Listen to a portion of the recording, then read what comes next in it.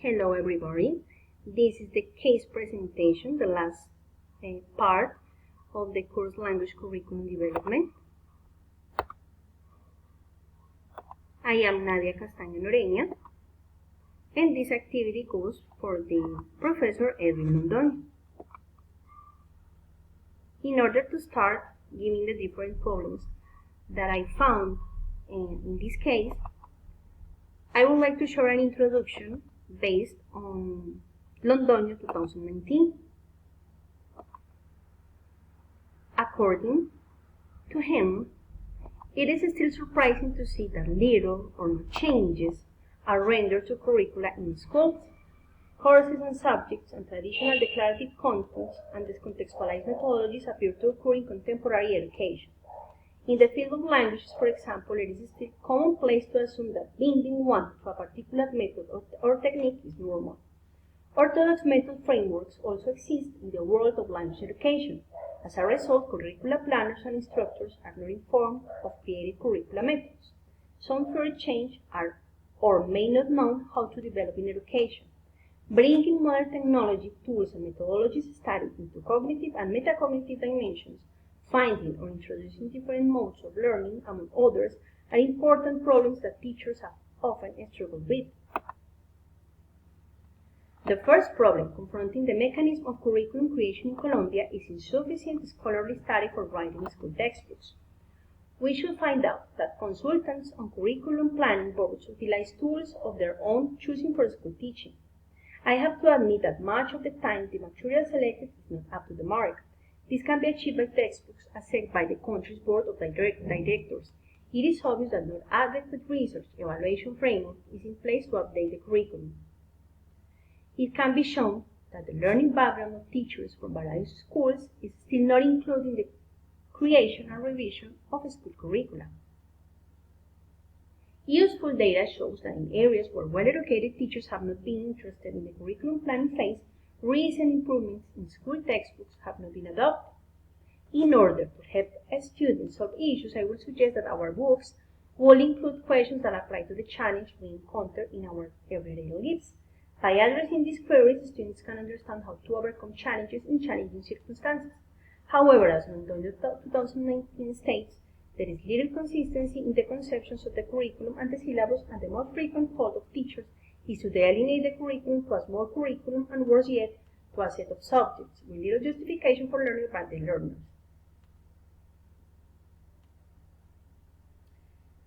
Nevertheless, it is very common to see that little or no changes are produced on curricula in schools, courses, and subjects, and traditional declarative material and discontextualized methodologies appear to occur in contemporary education. Londoño 2019 continues by establishing that in the field of languages, for example, it is always commonplace to assume that linking oneself to a certain system or technique is the only way to educate, and that all learners must study at the same time and at the same pace.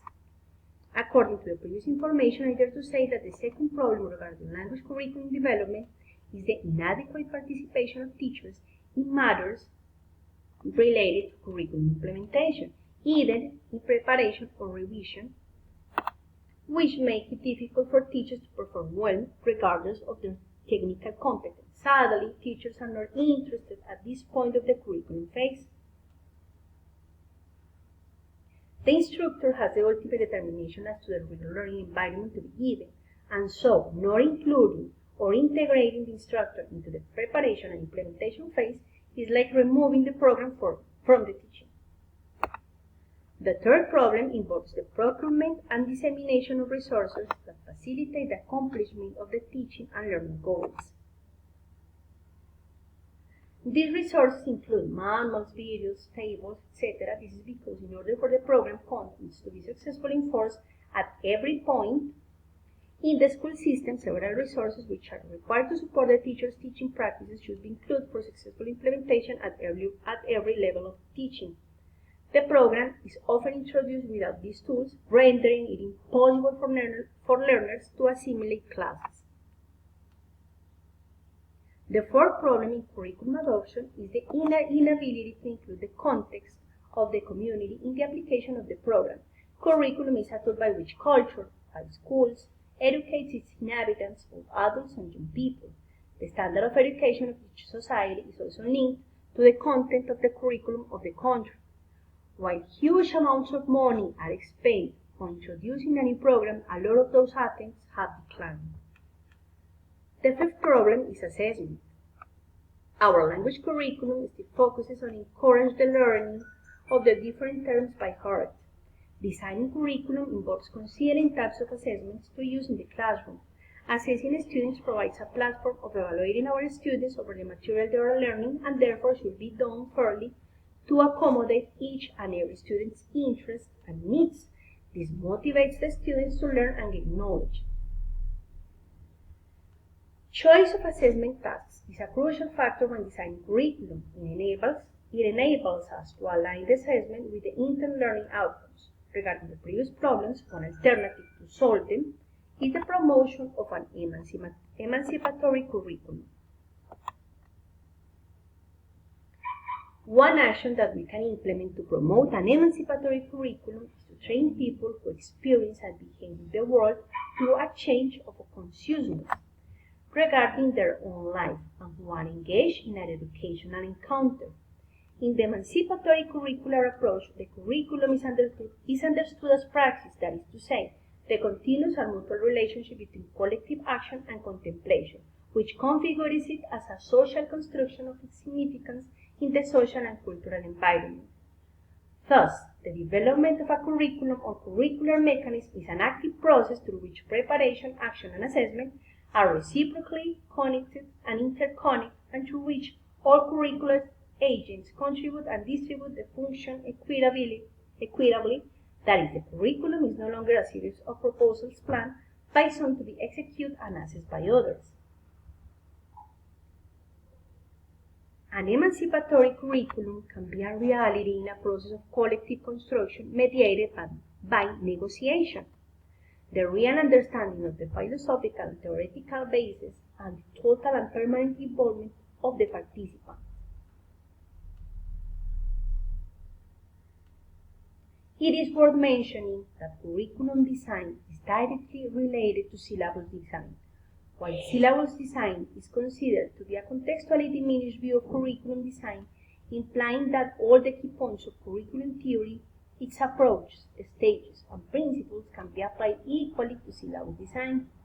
Taking into account all of the above aspects of curricular theory, it is possible to conclude that its application to our teaching practice will result both in further development of teachers and in the improvement of the whole English language teaching process.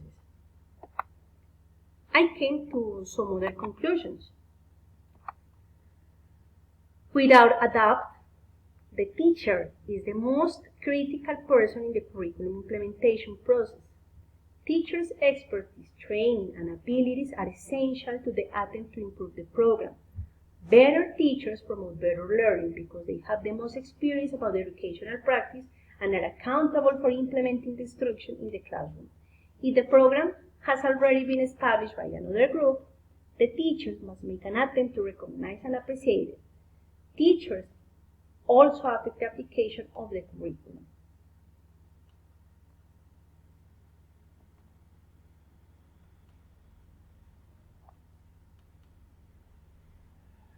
As we step forward in the 21st century, the emphasis of the curriculum has turned to the need for different abilities. Today, all high schools and universities have implemented vocational education curricula in order to train a population that is more adaptable to the working world and to get the job done.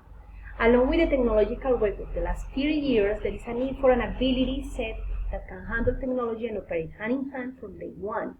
To ensure progress, a competency-based program involves strategic planning, coordination, and long-term dedication on the part of those participating in the education process.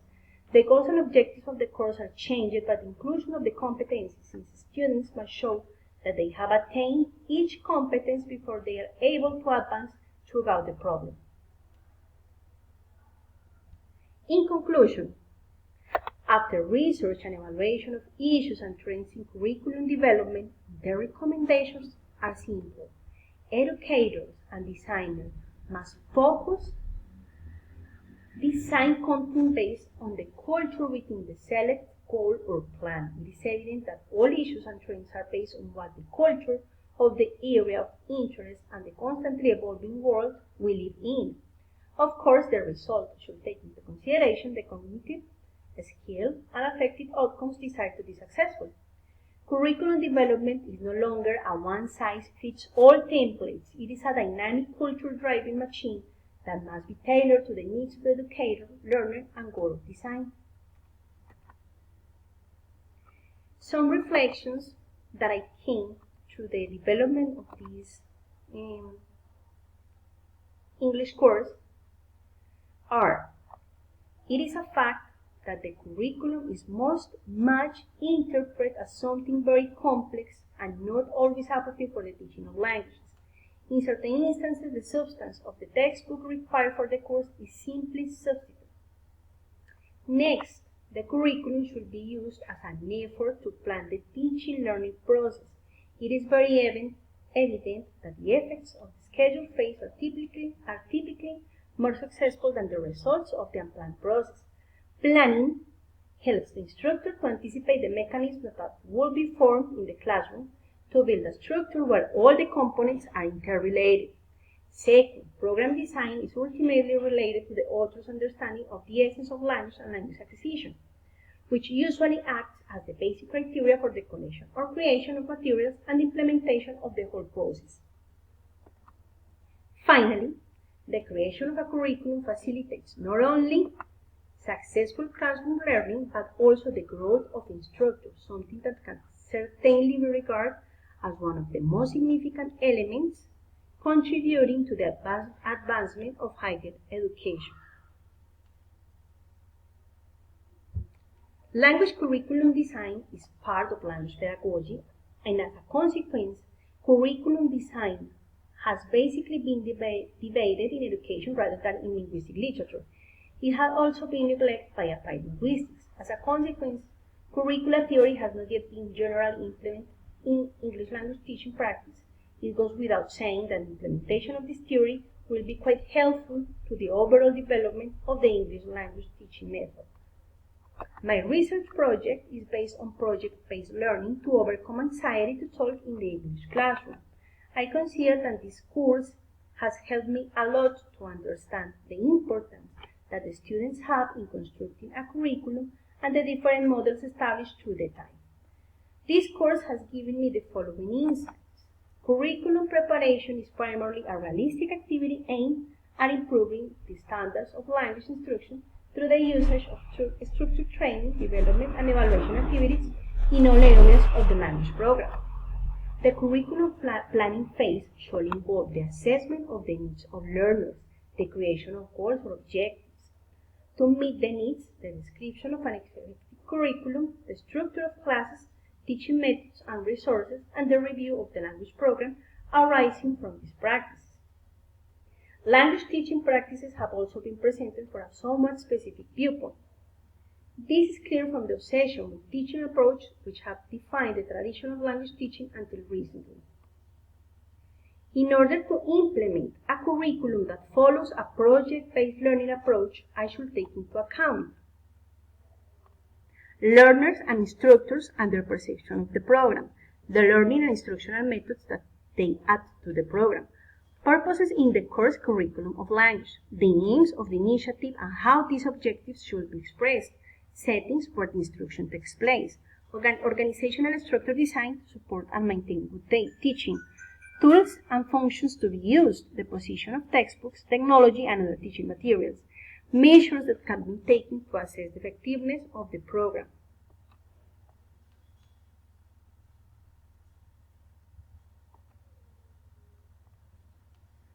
Choice of teaching method, in this case project-based learning, cannot be made unless a great deal is known about the context for the language program and the interaction between the different elements involved.